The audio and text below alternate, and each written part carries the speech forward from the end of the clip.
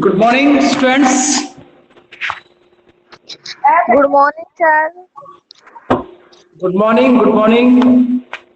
Good morning. जल्दी से जुड़ जाइएगा ताकि स्टार्ट करें class.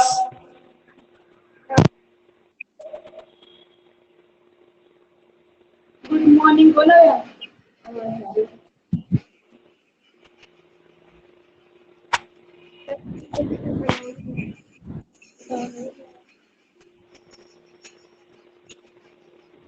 Good morning, sir. Good morning. Sanju Saini जुड़ रही है क्या? संजू सैनी, संजू अपना माइक अनम्यूट कीजिएगा।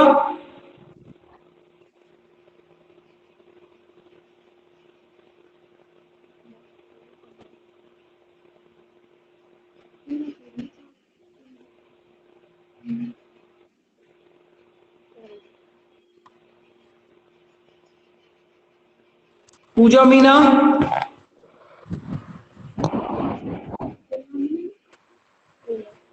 संजू सुन पा रहे हो मुझे? हाँ सर। संजू बोलिए, सुन पा रहे हो? हाँ सर, सुन पा रहे हैं।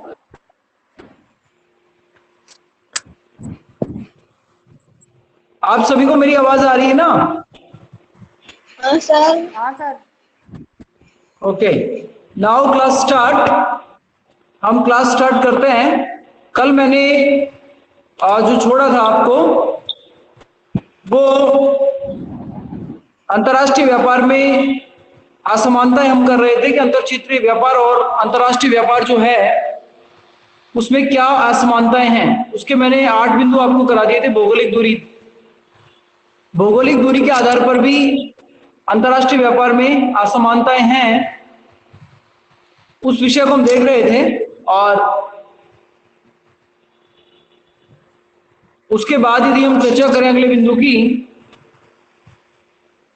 तो छात्रों यहां अगला बिंदु हमारा बनता है, देखिए अगला बिंदु बनता है व्यापार एवं विनिमय नियंत्रण। व्यापार और विनिमय नियंत्रण जो है ये भी अंतर क्षेत्रीय व्यापार और अंतर्राष्ट्रीय व्यापार को अलग करता है। इसमें ये आपका नवा बिंदु था, व्यापार और विनिमय नियंत्रण। अंतर्राष्ट्रीय व्यापार में सभी देश राष्ट्रहित को ध्यान में रखते विनिमय एवं व्यापार नियंत्रण करते हैं, परंतु अंतर क्षेत्रीय व्यापार में विनिमय नियंत्रण नहीं है, क्योंकि विनिमय की जो बात आती है वो दो देशों के बीच में आती है। इसलिए दो देश आयात और निर्यात करते हैं तो अपने बिकते हैं, जबकि अंतर क्षेत्रीय व्यापार में इस प्रकार का विनिमय नियंत्रण नहीं होता है। इसलिए हम कह सकते हैं कि जो अंतर क्षेत्रीय व्यापार है वो अंतर्राष्ट्रीय व्यापार से छात्रों अलग है। ठीक है, अगला हमारा बिंदु बनता है अंतर्राष्ट्रीय मौद्रिक सहयोग की समस्या। देखिए, अंतर्राष्ट्रीय मौद्रिक सहयोग की समस्या का मतलब यह है यहां पर कि अंतर्राष्ट्रीय व्यापार में मुद्रा प्रणाली जो होती है वो अलग अलग होती है और अंतर क्षेत्रीय व्यापार में मुद्रा प्रणाली एक ही कार्य करती है। यदि हम अंतर क्षेत्रीय व्यापार में सहयोग करें तो एक ही मुद्रा में हम आसानी से सहयोग कर सकते हैं, जबकि अंतर्राष्ट्रीय व्यापार में अलग अलग मुद्राएं होने के कारण दूसरे देशों की हमें सहायता करने में अनेक समस्याओं का सामना करना पड़ता है। छात्रों, यहाँ एक समान मुद्रा प्रणाली होने के कारण अंतर क्षेत्रीय व्यापार में मौद्रिक सहयोग की कोई आवश्यकता नहीं होती है, परंतु जब व्यापार यह आवश्यक हो जाता है कि विभिन्न देशों के मौद्रिक व्यवहार में समानता हो। अतः अंतर्राष्ट्रीय व्यापार हेतु भिन्न भौतिक संस्थाओं का होना आवश्यक होता है, जैसे अंतर्राष्ट्रीय मुद्रा कोष IMF, इंटरनेशनल मनी फंड। यह अंतर्राष्ट्रीय मुद्रा कोष है जो विभिन्न देशों के भुगतान असंतुलन होने पर उन देशों को आर्थिक सहायता प्रदान करता है अंतर्राष्ट्रीय मुद्रा कोष, अंतर्राष्ट्रीय वित्त निगम, विश्व बैंक, ये गरीब देशों के लिए आर्थिक मदद उत्पन्न करते हैं। तो ऐसी स्थिति में हम कह सकते हैं कि अंतर्राष्ट्रीय मौद्रिक सहयोग की समस्या जो है वो अंतर्राष्ट्रीय व्यापार में बनती है, जबकि अंतर क्षेत्रीय व्यापार में इसकी कोई आवश्यकता नहीं होती है। इसलिए हम कह सकते हैं कि अंतर क्षेत्रीय व्यापार जो है वो अंतर्राष्ट्रीय व्यापार से अलग है। ठीक है, अगला हमारा बिंदु बनता है यहां पर भुगतान की समस्या। अगला जो बिंदु बन रहा है वो बन रहा है भुगतान की समस्या। देखिए, प्रॉब्लम ऑफ इंटरनेशनल पेमेंट की जो हम बात कर रहे हैं, इसमें अंतर क्षेत्रीय व्यापार में लेन देन एक ही मुद्रा में होता है। भारत के किसी भी राज्य के साथ हम व्यापार करेंगे आपस में, तो हमारा जो विनिमय होगा, हमारा जो लेन देन होगा वो एक ही मुद्रा में होगा। जबकि अंतर्राष्ट्रीय स्तर पर दो देशों के साथ हम जब भुगतान करते हैं तो उसका विनिमय अलग अलग मुद्राओं में होता है। जैसे अमेरिका के साथ हम यदि भुगतान कर रहे हैं तो अमेरिका में डॉलर में देगा और हम अमेरिका को रुपए में देंगे। तो ये दोनों अलग अलग मुद्राएं हैं। तो यह समस्या उत्पन्न हो सकती है कि $1 के बदले कितनी मुद्रा का भुगतान किया जाए, या एक मुद्रा के बदले या ₹1 के बदले कितने डॉलर का भुगतान किया जाए। इस पर हमें इस बिंदु के आधार पर हमें इनमें अंतर करना होगा। तो अंतर क्षेत्रीय व्यापार में लेन देन एक ही मुद्रा में होता है, इसलिए क्रेता और विक्रेता के बीच भुगतान की कोई समस्या नहीं। जबकि अंतर्राष्ट्रीय और विक्रेता दोनों देशों में अलग अलग मुद्राएं चलती हैं, इसलिए भुगतान की समस्या उत्पन्न हो सकती है। अगला हमारा बिंदु है अंतर्राष्ट्रीय व्यापार की विशिष्ट समस्याएं। देखिए छात्रों, जो इंटरनेशनल हमारा व्यापार होगा उसकी समस्याएं अलग अलग हैं। अब क्या क्या समस्याएं हो सकती हैं उनकी यदि हम चर्चा करें तो अंतर्राष्ट्रीय व्यापार की कुछ ऐसी विशिष्ट समस्याएं होती हैं जो अंतर क्षेत्रीय व्यापार में नहीं पाई जाती। जैसे अंतर्राष्ट्रीय तरलता की समस्या। तरलता का मतलब नगद। अंतर्राष्ट्रीय बाजार में मुद्रा को नगद के दौरान किस रूप में रखा जाए, क्या डॉलर में रखा जाए, क्या रुपए में रखा जाए, येन में रखा जाए, युआन में रखा जाए, यूरो में रखा जाए।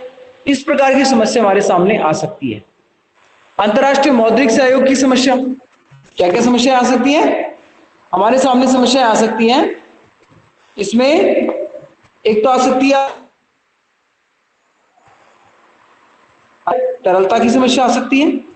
दूसरा इसमें आ सकता है अंतर्राष्ट्रीय मौद्रिक समस्या आ सकती है। पूंजी का आवागमन। अंतर्राष्ट्रीय पूंजी का आवागमन जो अंतर क्षेत्रीय व्यापार में कभी भी पैदा नहीं होता है।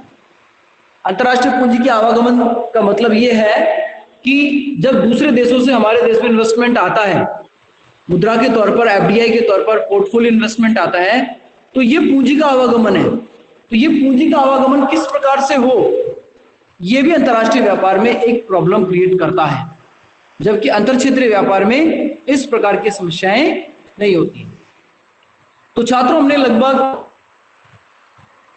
अध्ययन किया है 12 से 13 में, और उनके निष्कर्ष के आधार पर हम कह सकते हैं कि अंतर क्षेत्रीय व्यापार जो है वो अंतर्राष्ट्रीय व्यापार से भिन्न है, अलग है।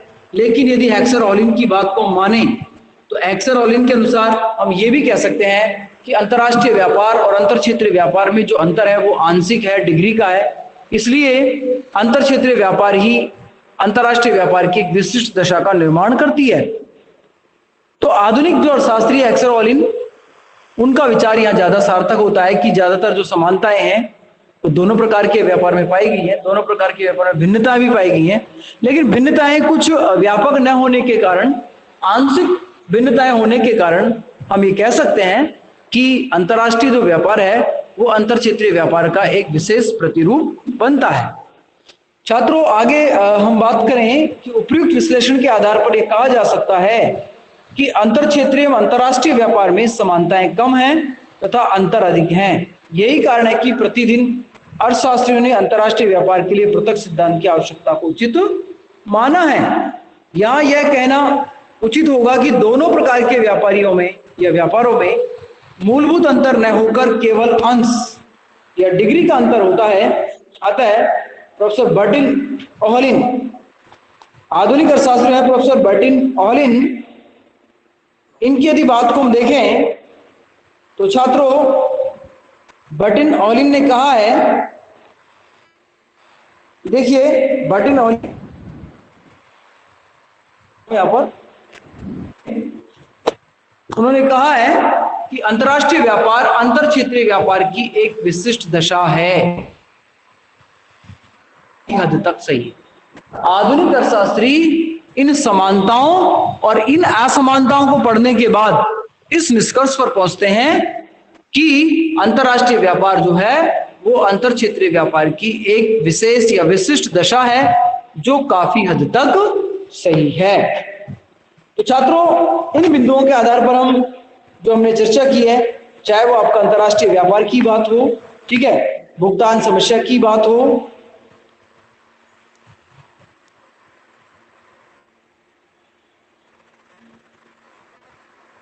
या परिवहन समस्या की बात हो, भौगोलिक दूरी की बात हो, या भिन्न भिन्न सामाजिक व्यापारिक रीतियों की बात हो, या विभिन्न राजनीतिक इकाइयों की बात हो, चलन प्रणाली का अंतर हो, इसके अलावा उत्पादन के साधनों की गतिशीलता का अभाव हो, या फिर भिन्न भिन्न राष्ट्रों की नीतियां और हस्तक्षेप की बात हो, या बाजार की पृथकता की बात हो। छात्रों, ये सारे बिंदु अंतर्राष्ट्रीय व्यापार और अंतर क्षेत्रीय व्यापार में अंतर पैदा करते हैं, और इसी के आधार पर हम कह सकते हैं, यदि हम क्लासिकल विचार को मानेंगे तो हम ये कह सकते हैं कि अंतर क्षेत्रीय व्यापार और अंतर्राष्ट्रीय व्यापार दोनों बिल्कुल अलग व्यापार हैं और उनमें अलग अलग प्रकार की भिन्नताएं पाई जाती हैं। लेकिन आधुनिक अर्थशास्त्रियों के अनुसार यदि हम ये बात करें तो उसमें हम ये कह सकते हैं कि जो अंतर्राष्ट्रीय व्यापार है वो अंतर क्षेत्रीय व्यापार की एक विशेष दशा है, जो काफी हद तक सही है। ऐसा भी बर्टिन ओहलिन भी कहते हैं, हेक्सर भी कहते हैं। तो इस तरीके से हमने ये जो पढ़ा है यहाँ पर, ये एक पक्ष आपका पूरा हो जाता है कि अंतर्राष्ट्रीय व्यापार में समानताएं क्या हैं और भिन्नताएं क्या हैं। तो ये क्वेश्चन आपसे इसी प्रकार से पूछा जा सकता है कि अंतर्राष्ट्रीय व्यापार से आप क्या समझते हैं, अंतर्राष्ट्रीय व्यापार के लिए पृथक सिद्धांत का औचित्य क्या है, या दोनों में समानता और असमानताओं के आधार पर अंतर कीजिए। तो इस तरीके से इन बिंदुओं को आप आधार बनाकर पूरा क्वेश्चन अपना तैयार कर सकते हैं, जो एग्जाम के दृष्टिकोण से काफी महत्वपूर्ण है। अब छात्रों, इसके बाद हम आगे अध्ययन करते हैं इसमें। तो अब हम आगे जो आपसे बात करेंगे वो बात करेंगे अंतर्राष्ट्रीय व्यापार के लाभ। अंतर्राष्ट्रीय व्यापार में कौन कौन से लाभ मिलते हैं? तो अंतर्राष्ट्रीय व्यापार के लाभों को हमने दो प्रकार से बांटा है छात्रों, एक आर्थिक लाभ होते हैं और एक होते हैं गैर आर्थिक लाभ। जो आर्थिक लाभ होते हैं उनका संबंध आर्थिक क्रियाओं से होता है, और जो गैर आर्थिक लाभ होते हैं उनका संबंध आर्थिक क्रियाओं से न होकर अन्य प्रकार के सामाजिक सांस्कृतिक क्रियाओं से होता है। तो अंतर्राष्ट्रीय व्यापार के लाभ भी महत्वपूर्ण है। उसके बाद हम अंतर्राष्ट्रीय व्यापार की हानियां भी करेंगे कि अंतर्राष्ट्रीय व्यापार को अपनाने से हमें लाभ तो क्या हुआ है और नुकसान क्या हो रहे हैं, उनका हम विस्तार से चर्चा करेंगे। तो अंतर्राष्ट्रीय व्यापार से प्राप्त होने वाले लाभों को हम दो भागों में बांट सकते हैं। एक है अंतर्राष्ट्रीय व्यापार के आर्थिक लाभ, दूसरे हैं अंतर्राष्ट्रीय व्यापार के गैर आर्थिक लाभ। तो छात्रों, पहले हम चर्चा करते हैं अंतर्राष्ट्रीय व्यापार के आर्थिक लाभ, इकोनॉमिक प्रॉफिट। जैसा कि आप लोग सब समझ रहे हैं इस बात को कि जब से दो देशों के बीच में व्यापार शुरू हुआ है तो उनके शुरू होने से हमें क्या क्या लाभ मिला। तो हम सामान्य यदि बात करें तो ये हम कह सकते हैं कि पूरी वैश्विक इकोनॉमी को या वैश्विक जगत को विशिष्टीकरण और श्रम विभाजन के लाभ प्राप्त हुए हैं। विशिष्टीकरण और श्रम विभाजन का मतलब मैं आपसे पहले भी क्लियर कर चुका हूं। किसी वस्तु को बनाने में कोई साधन निपुण होता है, किसी दूसरी वस्तु को बनाने में कोई साधन निपुण होता है, या किसी क्षेत्र की जो भौगोलिक दशाएं होती हैं वो वहां के उत्पादन को सपोर्ट करती हैं, या अन्य क्षेत्र में वहां की जो भौगोलिक दशाएं होती हैं वो वहां के उत्पादन को सपोर्ट करती हैं। इसका वैश्विक लाभ पूरी दुनिया को मिला है। इसका जो लाभ है वो वैश्विक स्तर पर मिला है, इसलिए हम कह सकते हैं कि अंतर्राष्ट्रीय व्यापार के बहुत अधिक लाभ हैं। छात्रों, जो श्रम विभाजन और विशिष्टीकरण की हम बात कर रहे हैं, तो जैसे मैंने आपको विशिष्टीकरण का उदाहरण दिया था, मोची और दर्जी। मोची का कार्य है जूते बनाना और दर्जी का कार्य है कपड़े सिलना। दोनों अपने अपने काम में विशिष्टता को प्राप्त करते हैं। यदि दर्जी से काम करवाया जाए जूते बनाने का और मोची से काम करवाया जाए कपड़े सिलवाने का, तो दोनों कितने भी अच्छे साधन होने के बाद भी उस काम को कुशलता पूर्वक नहीं कर सकते। एक शिक्षक का काम है पढ़ाने का, एक पियोन का काम है सेवा करने का। तो यदि इनसे खुद का स्वयं का कार्य करवाया जाता है तो ये विशिष्टीकरण को प्राप्त करेंगे, और यदि एक पियोन से शिक्षक का कार्य करवाया जाए और एक शिक्षक से पियोन का कार्य करवाया जाएगा तो निश्चित तौर पर इसके लाभ जनता को नहीं मिलेंगे या वैश्विक इकोनॉमी को इसके लाभ नहीं मिलेंगे। तो विशिष्टीकरण और श्रम विभाजन की जो प्रक्रिया है ये पूरी वर्ल्ड इकोनॉमी को लाभ पहुंचाती है। इसलिए अंतर्राष्ट्रीय व्यापार के आधार पर हम कह सकते हैं कि इसके लाभ हमें मिले हैं। तो यहां देखिए छात्रों, सबसे पहले तो आप इसमें ये जो शीर्षक है ये हाईलाइट कर सकते हैं। अंतर्राष्ट्रीय व्यापार के जो लाभ हैं, आर्थिक लाभ हो गए, गैर आर्थिक लाभ हो गए। अब हम आर्थिक लाभों की जो चर्चा कर रहे हैं उसमें हम श्रम विभाजन और विशिष्टीकरण की बात कर रहे हैं। पहला हमारा बिंदु आर्थिक लाभों में श्रम विभाजन और विशिष्टीकरण के लाभ।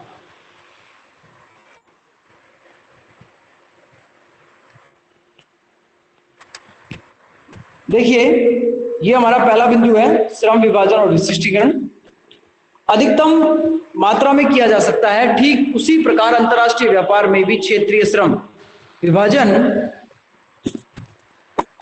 विशिष्टीकरण के कुल उत्पादन को अधिकतम किया जा सकता है। श्रम विभाजन के कारण ही विभिन्न देश उन वस्तुओं का उत्पादन कर पाते हैं जिनमें उनकी लागत न्यूनतम होती है एवं इससे उन्हें सर्वाधिक लाभ प्राप्त होता है। छात्रों एक छोटा सा उदाहरण हम यहां लेंगे कि मार्केट में जितने भी चाइनीज खिलौने हैं, आज हम ऐसी ऐसी टेक्नोलॉजी का अनुभव कर रहे हैं, ऐसी ऐसी वस्तुओं का उपभोग कर रहे हैं जिनको आप अपने श्रम साध्य से उत्पादित नहीं कर सकते थे। लेकिन अंतर्राष्ट्रीय व्यापार की ये तकनीक जो है, ये विधा जो है, इसने दूसरे देशों की टेक्निक्स को हमारे उपभोक्ताओं के लिए उपभोग करने के लिए दिया है। तो बाजार में जितने भी चाइनीज खिलौने आ रहे हैं, चाइनीज वस्तुएं आ रही हैं, वो हमें अंतर्राष्ट्रीय व्यापार के कारण ही मिल पाई है। तो ये अंतर्राष्ट्रीय व्यापार का श्रम विभाजन और विशिष्टीकरण का लाभ है। कुछ वस्तुएं हमारे यहाँ भी बनती हैं जिनको हम अंतर्राष्ट्रीय बाजार में दे रहे हैं और उसका लाभ वैश्विक इकोनॉमी उठा रही है। तो हम ये कह सकते हैं कि दूसरे देश की उत्पादन की जो सेवाएं हैं उनका लाभ हमारे नागरिक उठा रहे हैं और हमारे साधनों के उत्पादन की जो सेवाएं हैं उनका लाभ दूसरे देश के नागरिक या उपभोक्ता उठा रहे हैं। यही श्रम विभाजन और विशिष्टीकरण है। इससे लागत मिनिमाइज होती है, लागत कम होती है और लागत कम होने से लोगों का जो उपभोग का स्तर है वो बढ़ता है। तो छात्रों यहाँ जो प्रसिद्ध अर्थशास्त्री एल्सवर्थ है, एल्सवर्थ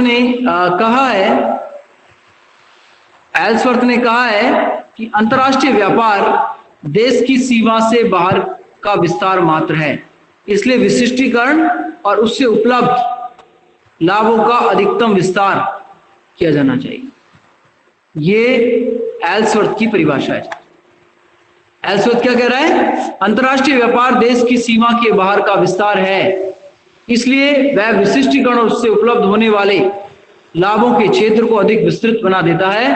जिस प्रकार स्थानीय व्यापार व्यक्तियों की विशिष्ट अभिरुचियों में से लाभ प्राप्त करने में सहायता प्रदान करता है, ठीक उसी प्रकार अंतर्राष्ट्रीय व्यापार प्रत्येक देश को अन्य देशों की विशिष्ट अभिरुचियों से लाभ उठाने एवं अपने स्वयं के साधन के साथ उपयोग करने का समर्थ बनाता है। तो एल्सवर्थ की जो परिभाषा है वो ये कहती है कि हमें अंतर्राष्ट्रीय व्यापार का जो लाभ है वो श्रम विभाजन और विशिष्टीकरण के कारण प्राप्त होता है। छात्रों दूसरा बिंदु हमारा बनता है यहाँ पर, वो बनता है प्राकृतिक साधनों का पूर्ण उपयोग। देखिए प्राकृतिक साधनों के पूर्ण उपयोग से मतलब है कि कुछ जगह ऐसी हैं, कुछ देश ऐसे हैं, कुछ महाद्वीप ऐसे हैं कि वहां प्राकृतिक साधनों का भरमार है, लेकिन उनके पास तकनीकी और कैपिटल फॉर्मेशन का अभाव होने के कारण वो उन प्राकृतिक साधनों का उपयोग नहीं कर पाते हैं। जैसे आपने देखा होगा, प्राकृतिक दृष्टि से यदि संपन्न कोई महाद्वीप है तो वो है अफ्रीका महाद्वीप। लेकिन आपको यह भी पता होना चाहिए कि अफ्रीका दुनिया का सबसे पिछड़ा महाद्वीप है, सबसे गरीब महाद्वीप है। क्यों? कि उनके पास प्राकृतिक धरोहर तो काफी मात्रा में है, लेकिन उस प्राकृतिक धरोहर का उपयोग करने के लिए उनके पास तकनीकी और पूंजी निर्माण नहीं है, शिक्षा का अभाव है। इस वजह से वो उन प्राकृतिक संसाधनों का उपयोग नहीं कर पाते हैं।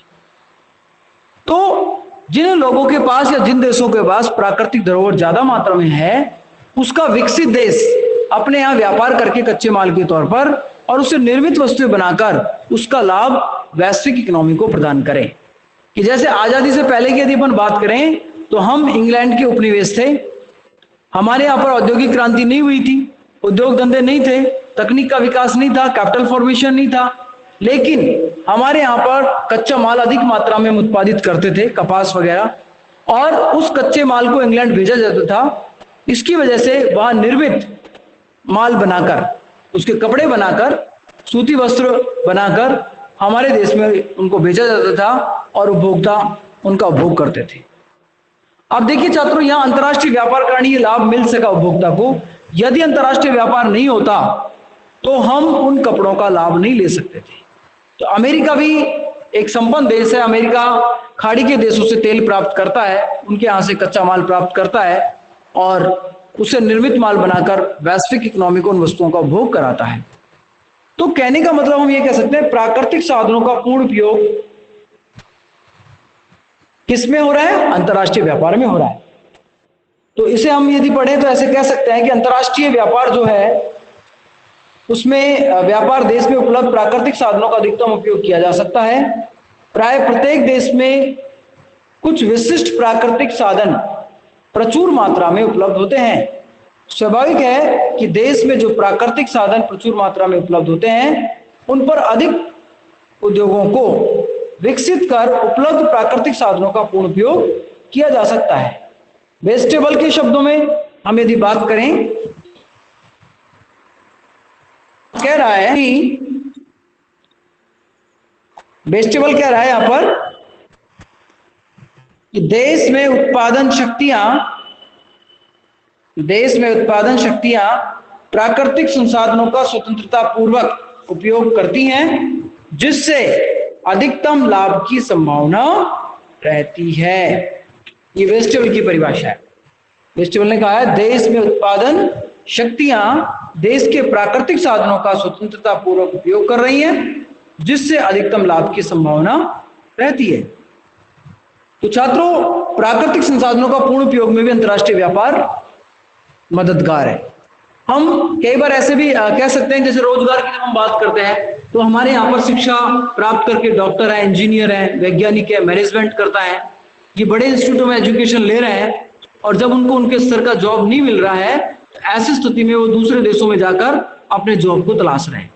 हमारा जितना भी IITN है, हमारा मेडिकल क्षेत्र है, विज्ञान का क्षेत्र है, वो सारा अमेरिका की सिलिकॉन वैली में अपने जॉब को तलाश रहा है। तो ये जो उनको जॉब मिलने की जो प्रक्रिया है, ये अंतर्राष्ट्रीय व्यापार के कारण ही सफल हो सके।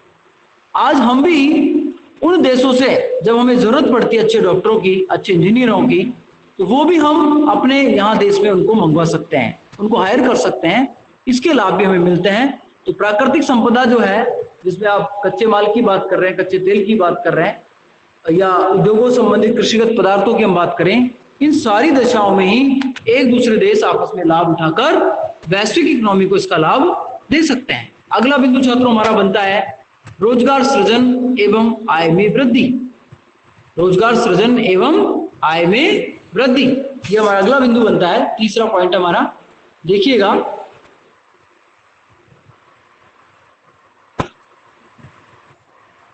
रोजगार सृजन और आय में वृद्धि, ये हमारा तीसरा बिंदु है। छात्रों, अंतरराष्ट्रीय व्यापार से क्षेत्रीय श्रम विभाजन के कारण उत्पादन में वृद्धि होती है।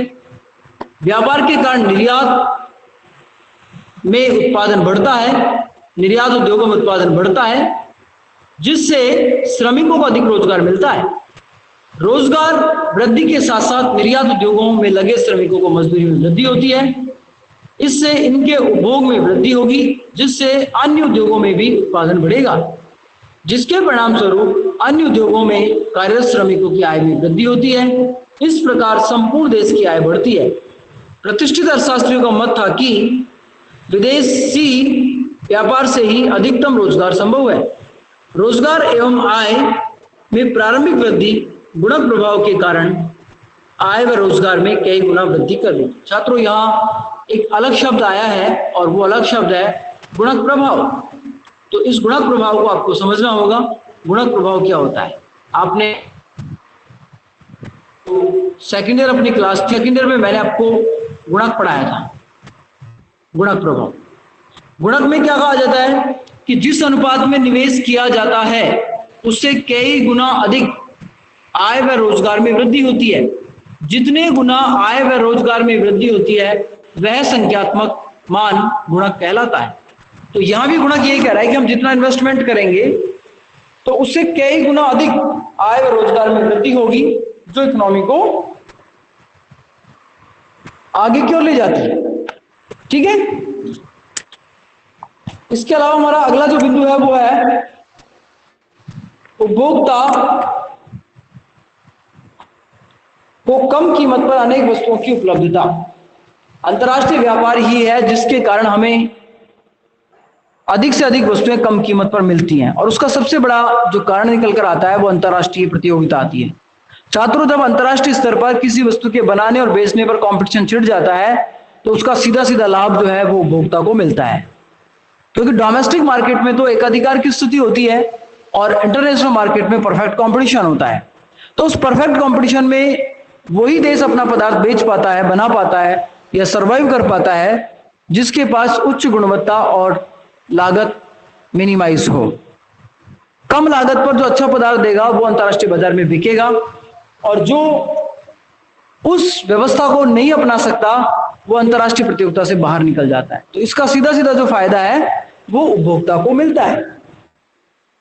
तो हम कह सकते हैं यहां पर कि अंतर्राष्ट्रीय व्यापार के कारण उपभोक्ता को न केवल वे वस्तुएं प्राप्त होती हैं जिनका उत्पादन देश में संभव नहीं है, बल्कि वस्तुओं को विश्व बाजार से कम कीमतों पर भी हम प्राप्त कर सकते हैं। इससे उपभोक्ताओं को का रहन सहन के स्तर में वृद्धि होती है। प्रोफेसर बेस्टेबल ने कहा है, ऐसी अनेक वस्तुएं जो कि पर्याप्त मात्रा में न तो उत्पादित की जा सकती हैं और न ही ग्राहकों को आकर्षित करने हेतु कम मूल्य पर प्राप्त होती है, अतः अंतर्राष्ट्रीय विनिमय द्वारा सरलता से प्राप्त किया। अब देखो, इसका सबसे अच्छा उदाहरण ले सकते हैं कोरोना वैक्सीन। कोरोना वैक्सीन का जो उत्पादन है वो कुछ ही देश कर रहे हैं। भारत कर रहा है, अमेरिका कर रहा है, चाइना कर रहा है, रूस कर रहा है, एक दो यूरोपियन देश है वो भी इसका उत्पादन कर रहे हैं। छात्रों, वैश्विक स्तर पर सभी देश कोरोना वैक्सीन का उत्पादन नहीं कर रहे हैं, केवल 8 से 10 देश जो हैं वो इस वैक्सीन का निर्माण कर रहे हैं। अब इस वैक्सीन की जरूरत सभी देशों को है। जो देश इस टेक्नोलॉजी को नहीं बना पा रहे हैं, इस दवा को नहीं बना पा रहे हैं, उनको भी इसकी जरूरत है, क्योंकि कोरोना अपने आप एक वैश्विक महामारी है और इससे बचना और बचाना पूरे विश्व की साझा जिम्मेदारी है। अब ये अंतर्राष्ट्रीय व्यापार ही है जिसने अंतर्राष्ट्रीय स्तर पर कोने कोने पर वैक्सीन को पहुंचाया है। आज भारत ने भी वैक्सीन बनाई है, आईसीएमआर ने हमारी वैक्सीन बनाई है, कोविशील्ड हमारे यहाँ बन रही है। हमारे डॉक्टर्स, हमारे वैज्ञानिक इस कार्य को अथक परिश्रम के साथ कर रहे हैं और पूरी दुनिया में वैक्सीन को पहुंचा रहे हैं। तो ये सब जो अच्छे रिजल्ट आ रहे हैं अंतर्राष्ट्रीय व्यापार ही। यदि अंतर्राष्ट्रीय व्यापार नहीं होता तो फिर हम इस बीमारी से छुटकारा नहीं पा पाते, या हम यूं कह सकते हैं कि हमें वैक्सीन नहीं मिल पाती और सभी लोग इस महामारी की चपेट में आकर अपने जीवन को समाप्त कर लेते। तो हम कह सकते हैं यहां पर कि कम कीमत पर अनेक वस्तुएं उपलब्ध हो रही हैं। ये वैश्विक व्यापार के कारण ही ऐसा संभव हो रहा है। ठीक है, अगला हमारा बिंदु बनता है यहां पर औद्योगिक विकास। औद्योगिक विकास के लिए जब किसी देश के पास कच्चा माल, मशीनों, तकनीक आदि का अभाव होता है तो उसे विदेशों से प्राप्त करके औद्योगिकरण किया जा सकता है। आज विकासशील देश जो औद्योगिकरण हो रहा है उसका मुख्य आधार अंतर्राष्ट्रीय व्यापार ही है। आज हमें जो कच्चा माल मिल रहा है, पेट्रोल डीजल मिल रहा है, ये सब अंतर्राष्ट्रीय व्यापार के कारण ही मिल रहा है। और कच्चा तेल जो है वो किसी भी औद्योगिक संरचना की रीढ़ होती है। उसके बिना, ऊर्जा के बिना किसी भी औद्योगिक संरचना का विकास करना संभव नहीं होता है छात्रों। तो हमें जो ऊर्जा कच्चे तेल के रूप में मिल रही है, पेट्रोल के दौर पे मिल रहा है, या अन्य प्रकार की सुविधाएं जो मिल रही हैं, वो सब अंतर्राष्ट्रीय व्यापार का ही परिणाम है। अतः हम कह सकते हैं कि अंतर्राष्ट्रीय व्यापार के बहुत अनेक लाभ, की बात की है, वस्तुओं की बात की है, इसके अलावा रोजगार सृजन में इनके लाभ हैं, प्राकृतिक संसाधनों का जो पूरा उपयोग है उसमें इनके लाभ हैं। इन सारी व्यवस्थाओं को हमने यहाँ पढ़ा है। अगला हमारा जो बिंदु बनता है इसमें, वो बनता है छात्रों बाजार का विस्तार। अंतर्राष्ट्रीय व्यापार ने बाजार को बढ़ाया है। पहले हम डोमेस्टिक मार्केट में अपनी वस्तु को बेच पाते थे, अब अंतर्राष्ट्रीय व्यापार में हम अपनी वस्तुओं को आसानी से बेच सकते हैं। तो अंतर्राष्ट्रीय व्यापार के कारण ही सेवाओं, वस्तु बाजार के कारण मांग उठी होती है, देश को अपने प्राकृतिक संसाधनों को पूर्ण उपयोग का अवसर मिलता है, विस्तृत बाजार के परिणाम स्वरूप अधिक लाभ हमें प्राप्त होते हैं, और इस आशा में विनियोग में भी वृद्धि होती है। जैसे जैसे इंटरनेशनल मार्केट बढ़ेगा, वैसे वैसे हमारा जो विनियोग है वो भी बढ़ेगा। इसके अलावा अगला बिंदु हमारा बनता है छात्रों बड़े पैमाने की मितव्यताएं। बड़े पैमाने की मितव्यताएं, मितव्यताओं का मतलब यहाँ बचत से है कि अंतर्राष्ट्रीय व्यापार के कारण बड़े स्तर पर हमें बचत हो रही है, लाभ हो रही है। जो वस्तु हमारे साधनों से महंगी उत्पादित हो रही थी, जिनके उत्पादन में हमारे यहाँ लागत ज्यादा आ रही थी, उनको हम अंतर्राष्ट्रीय स्तर पर कम लागत पर बना पा रहे हैं, जिससे हमारी वस्तुओं का निर्माण हो रहा है या हमारी वस्तुएं बढ़ रही हैं। तो अंतर्राष्ट्रीय व्यापार के कारण ही बाजार का विस्तार हुआ है, जिससे देश के प्राकृतिक संसाधनों का अनुकूलतम उपयोग करने की सुविधा प्राप्त हुई है। इससे बड़े पैमाने पर उत्पादन होता है, जिसके कारण न केवल देश को बड़े पैमाने से वस्तुएं प्राप्त होती हैं, बल्कि आर्थिक प्रगति भी प्राप्त होती है। छात्रों, इस संदर्भ में प्रोफेसर हिक्स ने कहा है, देखिए हिक्स कह रहे हैं विदेशी व्यापार करने के कारण किसी देश को बड़े पैमाने का उत्पादन करने से लाभ होने लगता है। हिक्स कह रहा है विदेशी व्यापार करने के लिए किसी देश को बड़े पैमाने पर उत्पादन करने से लाभ हो रहा है। अगला बिंदु हमारा बनता है उत्पादन तकनीक में सुधार। वैश्विक स्तर से जो बड़े विकसित देश है उनसे छोटे देशों को तकनीक मिल जाती है, और जब उनको तकनीक का स्थानांतरण हो जाता है तो फिर छोटे देश भी विकास की मुख्य धारा में जुड़ जाते हैं और वो अपने देश का विकास कर पाते हैं। इसके अलावा अगला हमारा जो बिंदु बनता है छात्रों, यहाँ वो बनता है एकाधिकारी प्रवृत्तियों पर नियंत्रण। एकाधिकारी जो प्रवृत्ति है उन पर भी नियंत्रण पाया जा सकता है, क्योंकि ये पहले ही मैं बता चुका हूं आपको, डोमेस्टिक मार्केट में मोनोपोली होता है और अंतर्राष्ट्रीय बाजार में पूर्ण प्रतियोगिता होती है, परफेक्ट कंपटीशन होता है। तो अंतर्राष्ट्रीय व्यापार जब दूसरे देशों में आता है तो ऐसी स्थिति में जो हमारे एकाधिकारी लक्षण है वो समाप्त हो जाते हैं। तो एकाधिकारी प्रवृत्तियों का लाभ भी हमें यहाँ मिलता है। इसके अलावा आर्थिक संकट काल में सहायता। कई बार कुछ देशों के साथ इस प्रकार की व्यवस्थाएं बनती हैं कि वहां इकोनॉमिक क्राइसिस आ जाता है, और उनके पास, जैसे आज हम बात करें अफगानिस्तान में क्या हो रहा है, एक दूसरे विशेष प्रकार के संगठन ने वहां की जनता के द्वारा चुनी हुई सरकार को बर्खास्त कर दिया गया और उसने अपना आधिपत्य स्थापित कर लिया है। अब वहां की जनता के सामने इकोनॉमिक संकट आ गया है, उनके पास खाने के लिए नहीं है, पहनने के लिए कपड़ा नहीं है, उनके साथ शोषण किया जा रहा है, उनके साथ हिंसा की जा रही है और गलत तरह का व्यवहार किया जा रहा है, महिलाओं को उनके अधिकार से वंचित किया जा रहा है। तो इस स्थिति में आर्थिक शोषण के समय अंतर्राष्ट्रीय व्यापार एक दूसरे की मदद करता है। अब अंतर्राष्ट्रीय व्यापार जिनकी अफगानिस्तान के साथ संबंध जुड़े हुए हैं, अमेरिका हो, रूस हो, चाइना हो, पाकिस्तान हो, भारत हो, ये सारे देश लोगों की मदद करेंगे, और जब उनकी मदद करेंगे तो निश्चित तौर पर अंतर्राष्ट्रीय स्तर पर उनको आर्थिक लाभ मिलेगा और वो अपने जीवन को बचा सकते हैं। तो ये जो बड़ा घटनाक्रम देखने को मिल रहा है वो इस प्रकार से हम कह सकते हैं कि आर्थिक संकट में भी अंतर्राष्ट्रीय व्यापार हमारी सहायता करता है। और अगला बिंदु जो बनता है छात्रों वो बनता है मूल्यों में समानता। अंतर्राष्ट्रीय व्यापार के माध्यम से मांग और पूर्ति में सामंजस्य स्थापित कर मूल्यों में समानता स्थापित होती है। यदि एक यदि एक स्थान पर वस्तु का मूल्य अधिक है तो उसे दूसरे स्थान पर कम हो तो मूल्य वाले स्थान से वस्तु को अधिक मूल्य वाले स्थान पर स्थगन कर दिया जाता है। ये भी बड़ा लाभ। छात्रों, यहां अगला जो हमारा बिंदु बनता है वो बनता है विदेशी मुद्रा का अर्जन। ये तो स्वाभाविक सी बात है कि जब अंतर्राष्ट्रीय व्यापार हम करेंगे तो दूसरे देश की मुद्रा हमें प्राप्त होंगी, ठीक है ना। और जब हम अंतर्राष्ट्रीय व्यापार नहीं करेंगे तो दूसरे देश की मुद्रा भी हम प्राप्त नहीं कर सकते। आज हम अमेरिका के साथ व्यापार कर रहे हैं तो हमें डॉलर प्राप्त हो रहा है, चाइना का युआन प्राप्त हो रहा है, जापान की येन प्राप्त हो रही है, यूरो प्राप्त हो रहा है। तो विदेशी मुद्रा का अर्जन भी अंतर्राष्ट्रीय व्यापार करता है। अनुसंधान तथा विकास में दो से अधिक देश मिलकर रिसर्च को बढ़ावा देते हैं।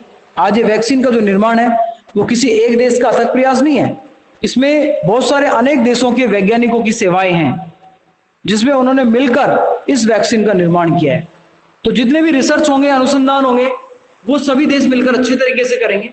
चाहे हम कोविशील्ड की बात करें, मॉडर्ना की बात करें, फाइजर की बात करें, स्पुतनिक की बात करें, ये सारी जो वैक्सीन आई है ये वैश्विक स्तर के प्रयास के बाद आई है। किसी देश ने कच्चा माल दिया है, किसी ने अपना रिसर्च दिया है, किसी ने इन्वेस्टमेंट किया है, पैसा दिया है, किसी ने टेक्नोलॉजी दिया है, किसी ने मैनेजमेंट दिया है।